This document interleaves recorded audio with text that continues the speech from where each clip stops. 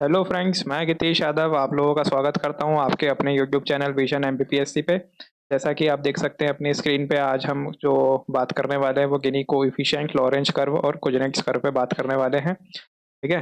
ये मतलब जो पॉवर्टी थी वो हमने पिछले लेक्चर में जो मैंने पॉवर्टी के बारे में पढ़ाया था, ये उसी की अगली कड़ी है जिसमें हम इन तीन के ऊपर बात करने वाले हैं। है ना। तो आइए देखते हैं। ये बात करना शुरू करने से पहले सबसे पहले ये देख लेते हैं कि दिसंबर 2021 में क्या हुआ था कि 2022 की वो आ गई थी आपकी क्या, ग्लोबल इनइक्वालिटी रिपोर्ट। ठीक है। ग्लोबल इनइक्वालिटी रिपोर्ट आ गई थी जिसमें ये बताया गया था कि कितना वेल्थ का इनइक्वालिटी हमें देखने को मिलता है। तो ये जो पूरा डेटा है, ये पूरा का पूरा डेटा भारत का है ना। ये आप एवरेज इनकम में इनइक्वालिटी देख सकते हैं और एवरेज वेल्थ में इनइक्वालिटी देख सकते हैं। ठीक है। ये दिया हुआ है कि टॉप 1% का कितना है इनकम जो है, 21% आपको देखने को मिलेगा। टॉप 10% में कितना है, 57% है। 40 जो टॉप 40% है मिडिल इनकम ग्रुप, उनका ये वाला एरिया है। और टॉप 50, बॉटम 50 जो है वो कितना कमाता है, 13% कमाता है। इसी तरीके से अगर आप वेल्थ में देखोगे तो ये वेल्थ में दिया हुआ है।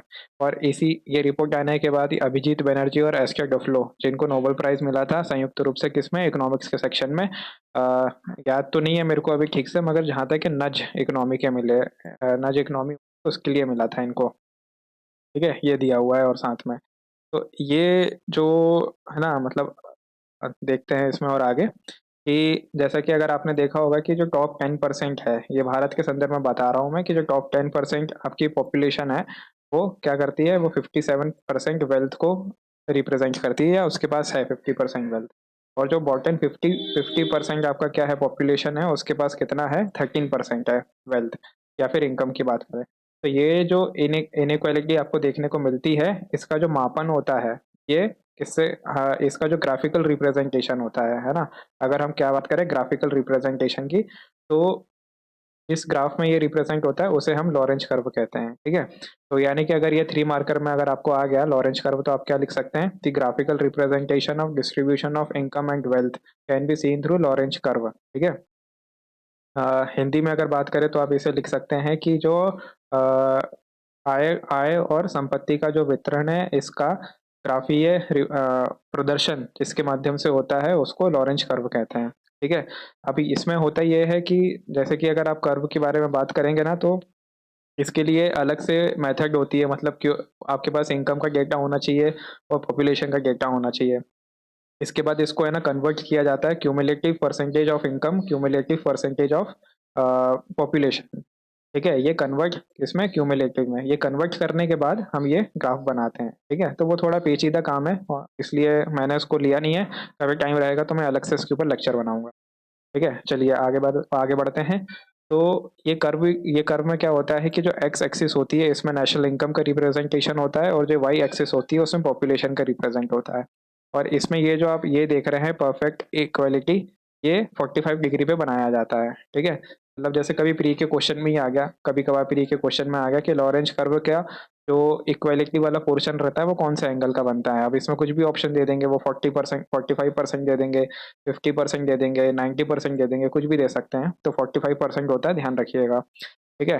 फिर ये होता है कौन सी, परफेक्ट कंडीशन कहती है, इसको हम आइडियल कंडीशन भी कहते हैं। इसका मतलब ये है कि जो 10% पॉपुलेशन है उसके पास वेल्थ भी 10% है। ठीक है। 20% पॉपुलेशन के पास कितनी वेल्थ है, 20% वेल्थ है, मतलब जितनी पॉपुलेशन है उतनी ही वेल्थ है। ठीक है। तो ये जो कंडीशन होती है परफेक्ट कंडीशन होती है, और इसका जो रिप्रेजेंटेशन होता है ग्राफ पे वो इस तरीके से होता है, जो कि 45 डिग्री होता है। मगर ये आइडियल कंडीशन है जो देखने को नहीं मिलती है, वर्तमान में तो नहीं देखने को मिलती है। ठीक है। हम देखने को क्या मिलती है कि भाई 1% पॉपुलेशन जो है उसके पास 57% वेल्थ है। ठीक है। और जो बॉटम की 50% है उसके पास कितना वेल्थ है, उसके पास 13% वेल्थ है।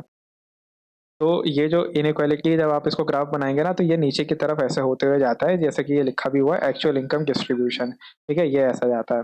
तो ये जो गैप रहता है ना, इसको इनकम, ये जैसे कि यहाँ पे लिखा भी हुआ है इनइक्वालिटी गैप, इस गैप को हम क्या कहते हैं, इनइक्वालिटी गैप कहते हैं। ठीक है। तो इसमें आप ये ध्यान रखिएगा कि एक्स एक्सिस पे और वाई एक्सिस पे क्या आता है ना। फिर जो है ये क्या बोलते, जो जैसा कि बात हो गई हमारी कि ये जो शेडेड एरिया होता है, हाँ, ये क्या होता है, ये इनइक्वालिटी गैप होता है। ठीक है। अब बात आती है किस पे, गिनी कोएफिशिएंट पे, ना। एक मिनट थोड़ा रुकिएगा।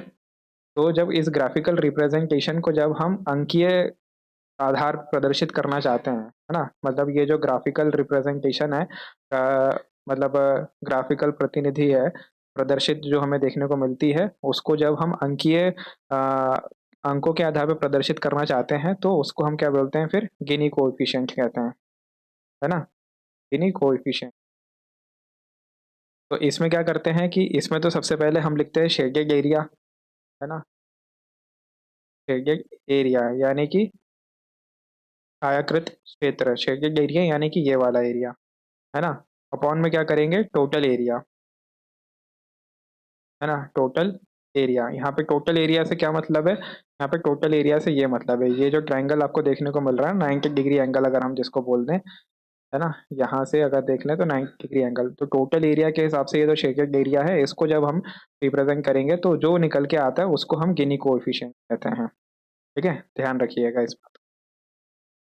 फिर यही दिया हुआ है कि जो डिस्ट्रीब्यूशन ऑफ इनकम है किसी इकोनॉमी में वो रिप्रेजेंट करते हैं लॉरेंज कर्व से, और जो डिग्री है इनइक्वालिटी की वो मेजर किससे होती है? गिनी कोएफिशिएंट से। यानी कि ये है वो एक अर्थव्यवस्था में आय का वितरण लॉरेंज कर्व द्वारा दर्शाया जाता है, और आय असमानता की डिग्री गिनी गुणांक के माध्यम से मापी जाती है, ठीक है?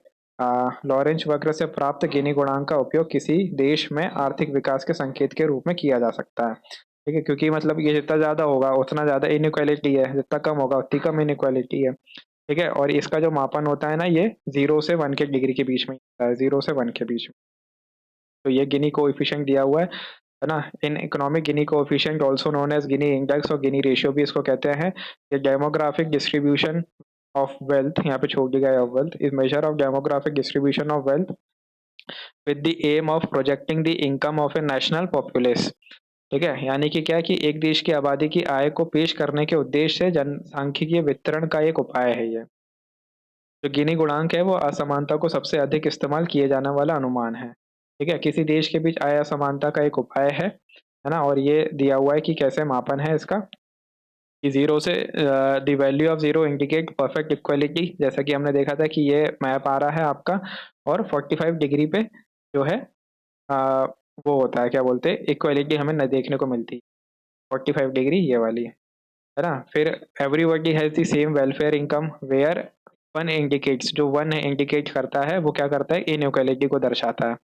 Practically the value falls between 0 and 1 for the most countries, है ना? 0 से 1 के बीच में ही होता है, ज़्यादा कुछ नहीं होता है। The value below 0.4 is considered acceptable generally, है ना? 0.4 की जो वैल्यू होती है वो एक्सेप्टेबल होती है इन इन जनरल सेंस में अगर आप बात करें तो इसको जो है आप अपने पेपर के लिए इसको यूज़ कर सकते हैं, आपको काफ़ी हेल्प होगी, है ना? अब आ जाते हैं हम कुज़नेट्स कर्व पे। तो कुज़नेट्स कर्व जो होता है कौन है? ये एक रशियन इकोनॉमिस्ट थे, ठीक है? ये रशिया से बिलॉन्ग करते थे, रशियन इकोनॉमिस्ट थे जिन्होंने क्या दिया था, इनका नाम भी साइमन कुज़नेट्स था, तो इन्हीं के नाम पे जो है ये जो ग्राफ है ये पड़ गया था, AUZ कुज़नेट्स, कुज़नेट्स कर्व।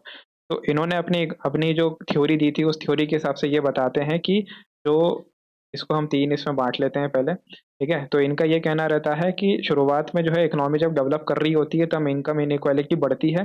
फिर एक टाइम के बाद ऐसा पीरियड आता है कि इन इनकम इनकम जो इनइक्वालिटी ये कम होने लगती है, और धीरे-धीरे, धीरे-धीरे ये और कम होने लगती है, और इक्वालिटी का वो आ जाता है, दौर आ जाता है इक्वालिटी का, ठीक है? तो इसमें इन्होंने क्या बताया था कि सबसे पहले क्या होता है कि ये जैसे अगर आप भारत के संदर्भ में या पूरे में देख लें तो ये हो गया प्री इंडस्ट्रियल एरिया समझाने के लिए, है ना? प्री इंडस्ट्रियल एरिया, ये क्या हो गया आपका? इंडस्ट्रियल एरिया हो गया, एक्चुअल इंडस्ट्रियल एरिया, ठीक है? और ये वाला जो पीरियड हो गया आपका ये कौन-सा हो गया? पोस्ट इंडस्ट्रियल एरिया, ठीक है? या फिर पोस्ट इंडस्ट्रियल टाइम हो गया, कुछ भी बोल लीजिए। तो इस टाइम पे क्या होगा कि पैसा केवल वही लगा पाएँगे जिनके पास पैसा होगा, यानी कि ज़मींदार वगैरह, ठीक है? ये पैसा लगाएँगे, फिर इस वाले ये पैसा लगा के फैक्ट्री वगैरह एस्टेब्लिश करेंगे। फिर यहाँ इस टाइम पे क्या होगा, जो ग्रामीण क्षेत्र से उसकी ग्रामीण क्षेत्र से अर्बन की तरफ यानी कि शहरों की तरफ माइग्रेशन भी हमें ज़्यादा देखने को मिलेगा। क्यों देखने को मिलेगा? क्योंकि एग्रीकल्चर से ज़्यादा इनकम हमें होते हुए देखने को मिलेगी। तो इस टाइम पे क्या है, जो इनइक्वालिटी सबसे ज़्यादा होगी।